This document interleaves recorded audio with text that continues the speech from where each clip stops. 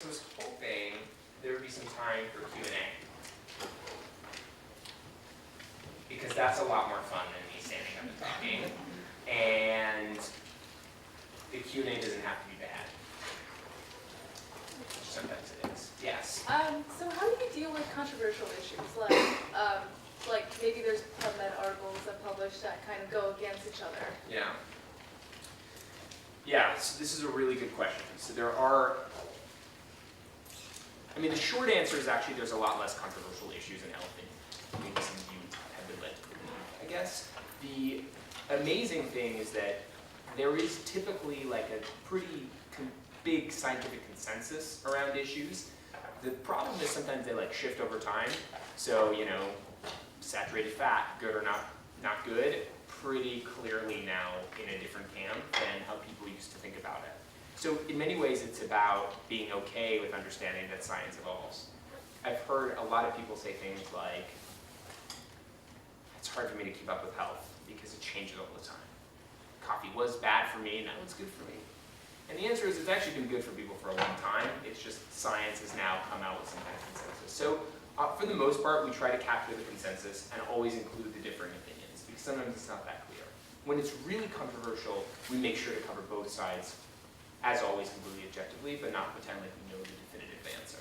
One of the things we do that's very different from a lot of like health media sites is that we don't cover news in the same way. It's easy to say something like, oh my God, kale is going to change the way your body looks. It's just as it's easy to say, never eat butter again. It's going to, you're going to die before you're 40.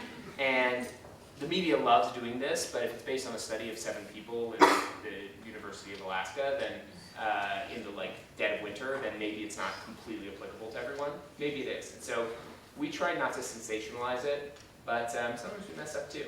We did a big article in the very beginning of Greatest called Good Fat, Bad Fat, and fat is a particularly touchy subject. There's general consensus now, but even 2 years ago it was a little more aggressive.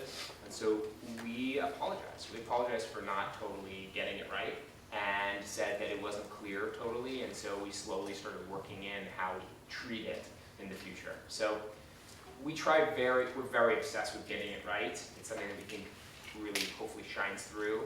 We're also obsessed with not rubbing it in people's faces, so you might not even notice we have every fact cited by a scientific study from PubMed, because we don't think that's what people are looking for in a site. We think that's what they expect as a baseline. I don't know if that answers your question. Controversy. But yeah.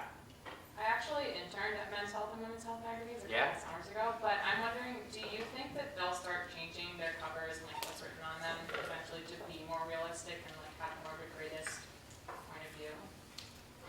Yes. I think overall, it's hard. They have a weird business model that's sort of slowly dying, but still good enough that they don't have to panic, which is the truth.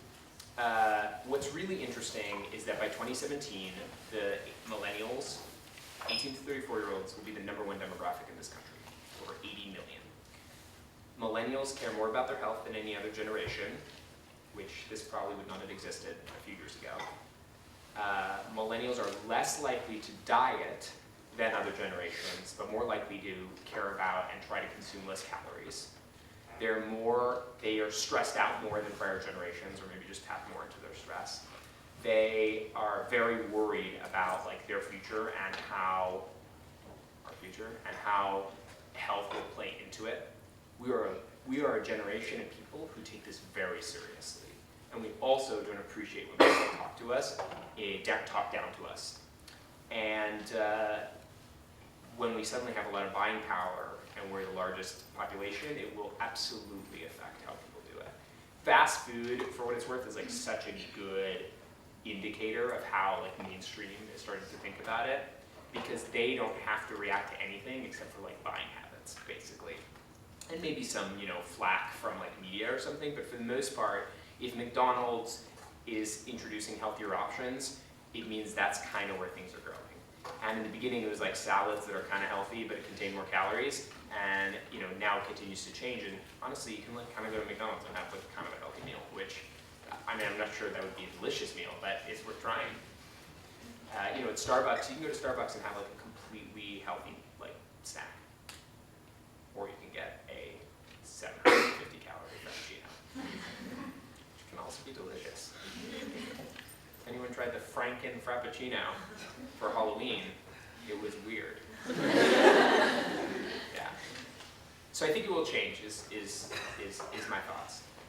I also think that we're not the only people doing it, right? So I don't mean to presume that, and I think it's just convenient because I'm here talking about greatest, but there are a lot of people who are sharing the same thing. And in fact, I would say that you're starting to hear in media people who think about health in this way becoming more and more of a popular voice. Whereas in the past, you might have thought of like, sorry, Gwyneth Paltrow, but Gwyneth Paltrow has particularly extreme views that people more and more are saying, hey, that seems extreme. I think J-Law, Jennifer Lawrence, is like popularizing this idea, right? That like it's okay for celebrities to wanna eat stuff, And so it's interesting how things are changing, but we're like in the middle of it, which is so exciting. And yes, maybe there are a lot of music videos with butts, but in some ways that's actually promoting maybe a more positive body image. I'm not really sure yet about the butts thing, but I'm trying to figure it out. Yeah. Besides a media presence, can you foresee Greatest going anywhere else in the next years or so? I mean, I'd love to, right? I think, when you guys go and look for health information, probably the number one thought that comes to you is WebMD, right?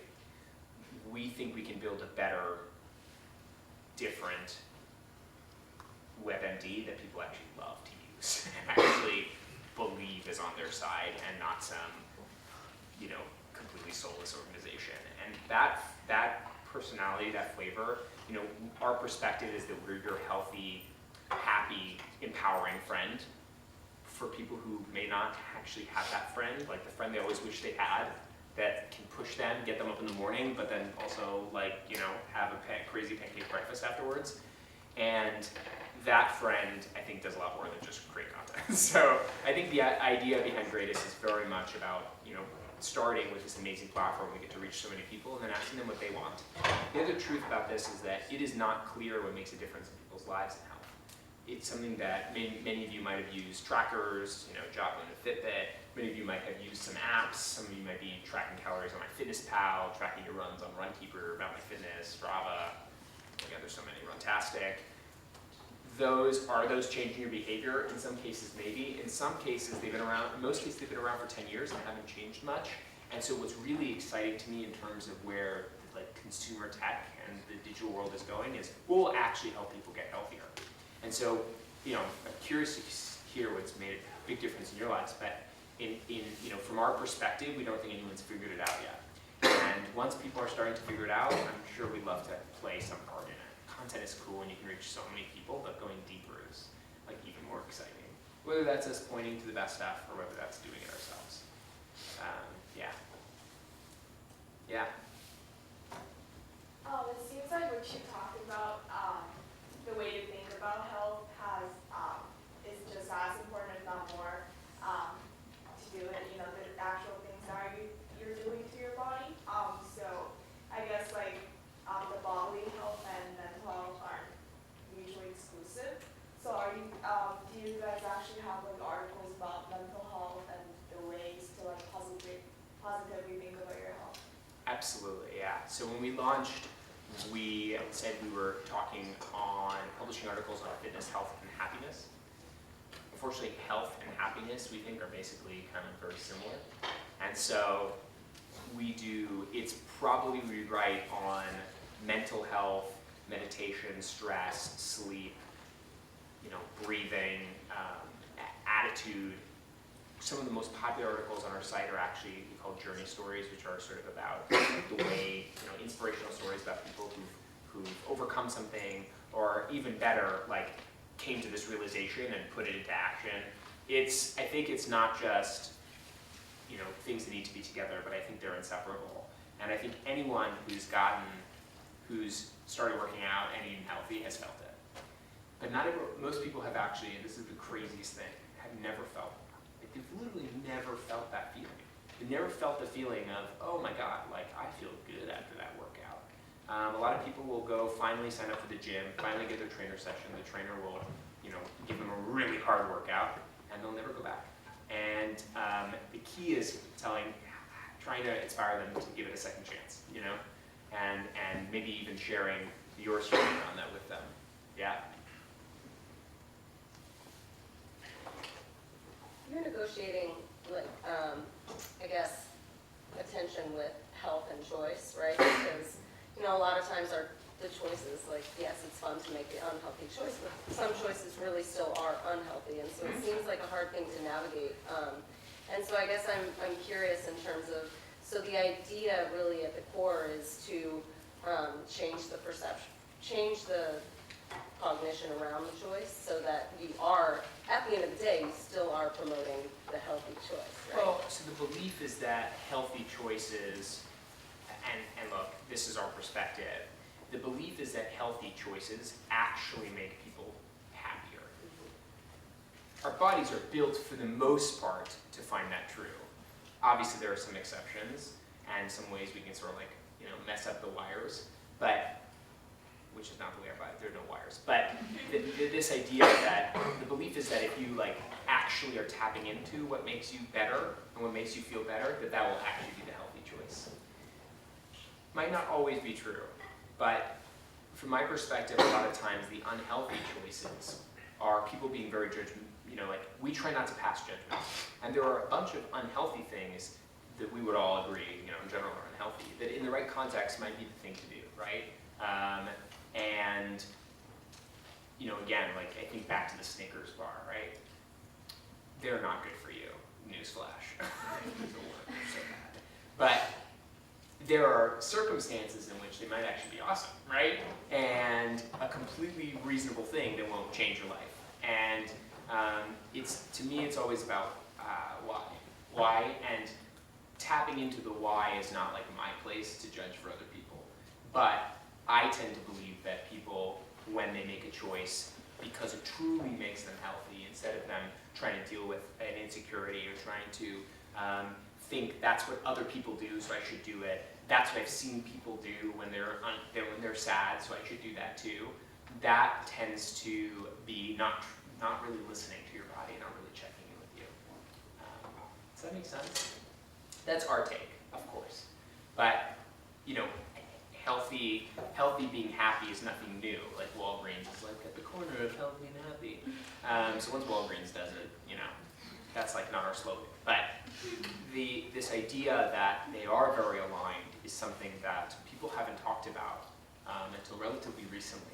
And I think the more people are talking about that and making that alignment, the more people will have that light bulb will go off and they suddenly go, I don't want to be that person anymore. And the reason why I'm eating healthy and going to the gym is not because I want to be what someone else thinks is healthy, but I want to be happy. Yeah. Kind of going along with that, I think nowadays we like to make set goals for ourselves. So what would be a greatest goal, how would you go about planning that goal? How would you narrow it down? What aspect of health you want to be? Yeah. To be healthier in? I mean, I'm going to say that it really just depends on you, which is such a cop-out. But one of the challenges we have at Greatest is that we try very hard not to assume we know where our reader is at, and we try not to assume we know who they are, and we don't try to recommend the path that they have to take. It's really hard to do. But in many ways, everyone is in a very different place, and some people who might look on the outside like they're super, super healthy or really struggling with something, people who are on the outside might traditionally be thought of as unhealthy, might be so happy and be living the life they want to live. And so we are very careful not to presume we know what people really want.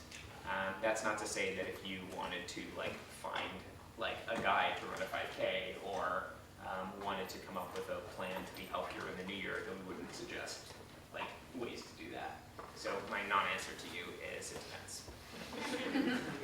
What about in your personal life? Do you have healthy challenges for yourself? Oh my God, so many healthy challenges. Yeah. My recent challenge is not eating anything after 10 p.m. which is a very arbitrary cutoff, except that after 10 p.m. I make very poor decisions. My willpower, I think, is like completely sapped. And so for me, I'm a person who needs to, like, I need to set up really crisp, clear rules, and only if I actually believe in the justification behind the rules will I actually stick to them. I've literally lied to myself and been like, I'm totally gonna stick to that rule, and then I've never actually wanted to do it for the right reasons. But after 10 p.m., the truth is I typically don't eat healthy things, and I also find that my brain justifies nearly anything unhealthy, and if I just remind myself that I made this rule for the right reasons, that I stick to it. I'm not perfect, but that helps a lot. Some of my recent ones, I don't know. Not everyone is a rule-based person, right? Some people are very different. Yeah. The problem when I'm going grocery shopping a lot is that when if I'm looking for a cereal, you look on the aisle and there's 50 brands of cereal, and I'm trying to choose one that I'm actually going to like and one that's going to make me feel good and one that's actually healthy. So what are some of the name brands that you found or that Greatest has like scientifically found to be genuine and actually like presenting a great product? Yeah. So we actually wrote an article on, I think it's like the healthiest cereals you can buy in the store. The larger answer is most cereals are not healthy. That doesn't mean that if you don't love cereal, you shouldn't have cereal, going back to what we're saying. And it's almost always the answer is the simpler the ingredients. So that's my, I'm not the expert, but that's what the experts say, is if you know everything that's on the back, then it probably is not going to be a great tasting cereal. But it might actually make you feel good and fix that cereal craving or whatever. Yeah. What's like your greatest perspective on like paleo and like vegan and organic and stuff? Yeah, so all subjects we've written about, we don't try to take a big stand on them in terms of this is a good or bad diet. Again, it really depends. Sorry, it's like all the answers are it depends. But that's the truth, unfortunately, kind of the truth. But in terms of paleo, in terms of vegan, it's like, why are you doing it? And so if you're vegan because, it's you don't support like eating anything that is related to animal products, then who's anyone to tell you that's like a poor diet for your health? And by the way, vegan doesn't have to be a poor diet for your health. I know tons of people who are vegan and eat terribly, but it doesn't have to be. It can actually be like a great diet, and so, great eating regimen. So I think it just, again, really depends. Yeah. How do you choose the experts that contribute to your site? Yeah, so we have 80 experts, an expert network of 80 plus folks. Every doctor is board certified, every trainer has multiple certifications. We believe that they're the best in class. We choose them because in the beginning we knew them personally, they were very involved with us, and then we asked them who they thought were terrific, and that's kind of how it spread out. Every now and then we run into an article that we don't have an expert to turn to. We always get at least 2 experts, so usually, in my experience, a lot of what we did at Greatest was my frustrations with what everyone else was doing. One was I felt like there weren't facts cited and I want to know what the deal was, or were they just making this number up? Second thing was, how many articles have you guys read where at the end they go, oh yeah, also Dr. McGee totally agrees. I was like, all right, I feel like I could get any doctor to agree to something. But 2 people seem to be like a good cap. So sometimes we have 5 people approving it, so they want to get different perspectives. A dietitian and a doctor, a podiatrist and a trainer, and so that's how we've built it, yeah. Yeah. Derek, should we do one last question? Okay, sorry, yeah, In terms of, because I have to catch a train. did you have to catch a train? Yes. So one last question. Okay, sorry, you're the one. I was just gonna ask where you're based. Where are you based at? New York. Okay, Okay, one more question. Yeah. Go ahead. How much would you say that your partnerships influenced your content? So like Shape and other Yeah. things? 0. That's what I would say. So what are the partnerships, like what are they based on? They share our content, Okay. and we thank them for it. We share some of their stuff too, but they share it in a different way. They share our content because they think it's great, and we, remind people that they're brands everyone knows. Cool. Can I do one more? I feel like there's somebody in the back who is hand raised the whole time. Was it going crazy? Okay. Yeah. So, as a OHP, what would you? Oh. When Gabby and I are marketing managers and we do a lot of marketing on social media, what are some of the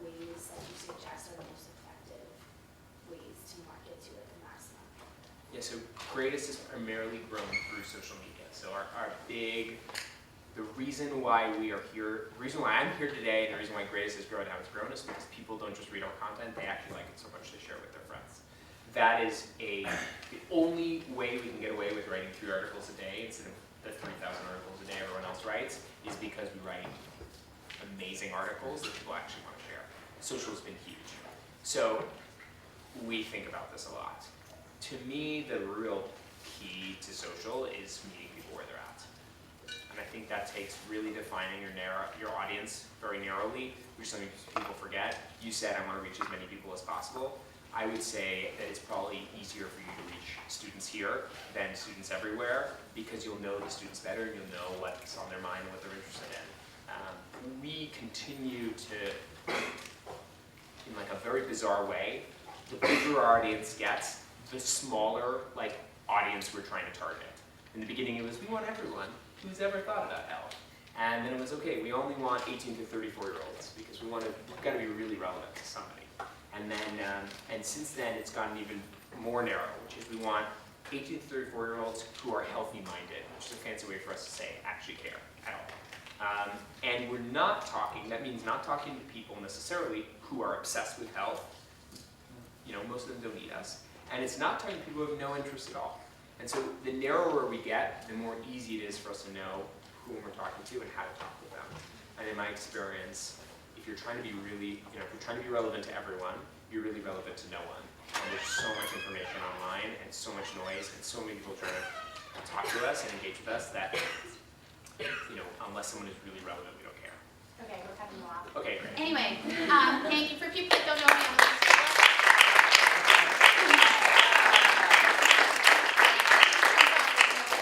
Anyway, yes, let's give Derek a really warm thank you. Thanks,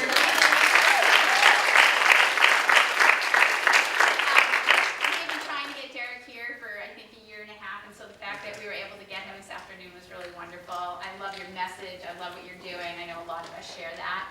I want to thank all of you for coming. If you just sit tight, we're going to do a raffle and give out t-shirts, but we're going to whisk him away because the cab is waiting, and next time we get a later train. Oh my gosh. Yeah. So, Seriously. Blame the Amtrak. okay. There are no later trains. Sorry. Thank you. Thank you so much if for you- coming. Put it there. Oh, yeah, put it there. If you guys want to, I'm very easily reached. I'm very active on social. If you have any questions or anything you want to follow up on, please feel free. I would love to hear from you guys. And it's been a pleasure being here, so thank you for You're having me. wonderful.